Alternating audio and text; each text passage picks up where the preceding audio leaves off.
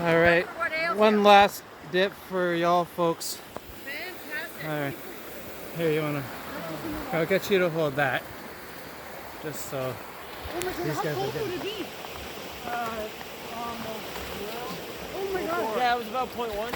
Oh my god. Oh, be careful. Oh my god. Ah. It's not, once you get used to it, it's not as bad. No? I mean, that's why you guys are out here hiking. You Yeah. know, you don't have parkas on. Oh, ho, ho, ho. Fantastic. Nice. I always, they do it down in, I live in Barrie, so they're always in there. Yeah, that's Oh, that's you guys? So Right on the beach? there's a guy named Joseph. Yeah, he's beach.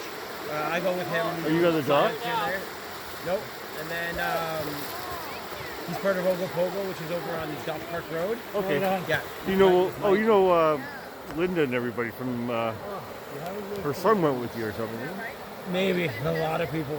She owns a tattoo parlor on Dundas. Oh, that's cool.